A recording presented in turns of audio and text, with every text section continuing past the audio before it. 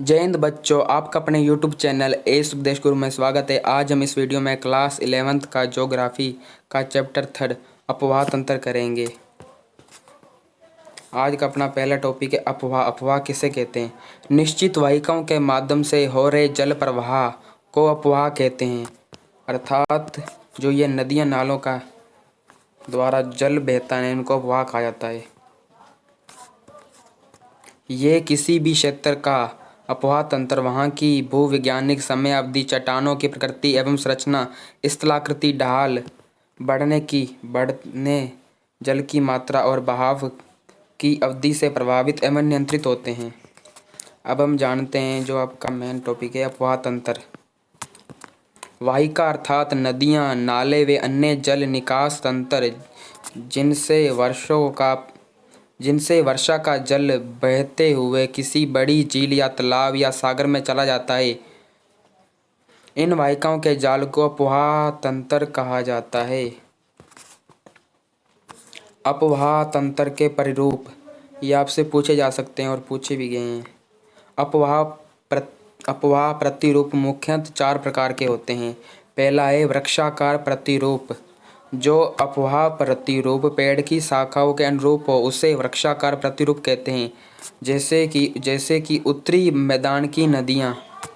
वृक्षाकार प्रतिरूप जैसे कि यहाँ से ये नदी जा रही है, इससे आगे ऐसे नदी निकल जाए, या इधर से आके मिल रही हो कोई नदी, या इधर से मिल रही हो, इधर से मिल रही हो, इधर से फिर इसके साथ इधर से कोई नदी मिल जाए, इधर मिल जाए, तो ये वृक्षाकार प्रतिरूप हो गया।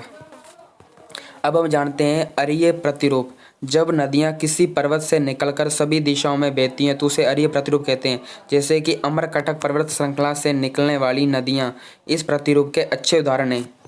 जैसे यहाँ पर कोई पर्वत है, यहाँ से नदी निकल रही है और ये सभी इधर से भी नदी निकल रही है। एक जगह से मतलब नदी निकल, उनका जो मुख्य स्रोत है ना वो एक जगह है, पर ये अलग अलग दिशाओं में जा रही हैं नदियाँ। अब हम पढ़ते हैं जालीनुमा प्रतिरूप। मुख्य नदी एक दूसरे के समांतर बहती हों तथा सहायक नदियाँ उनके समकोण पर मिलती हों तो उसे जालीनुमा प्रतिरूप कहते हैं।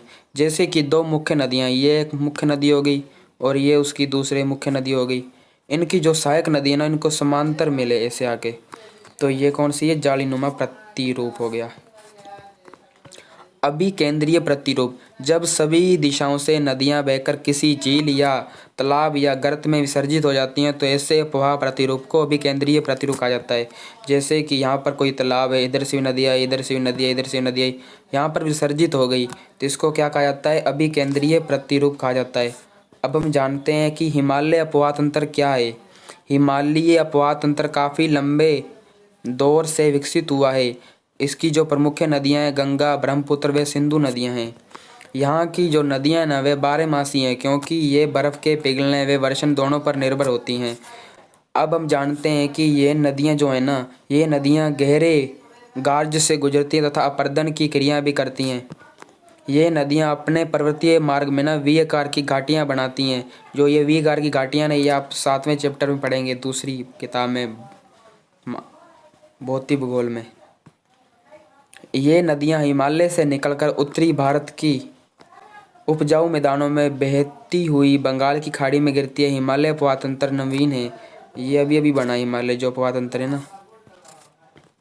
यहाँ नदियाँ विसर्प बनाती हैं और अपने मार्ग बदलती रहती हैं। ये नदियाँ हिमालय की हिमाच्छादित क्षेत्र में जल प्राप्त करती हैं और वहाँ हमेशा बहती रहती हैं।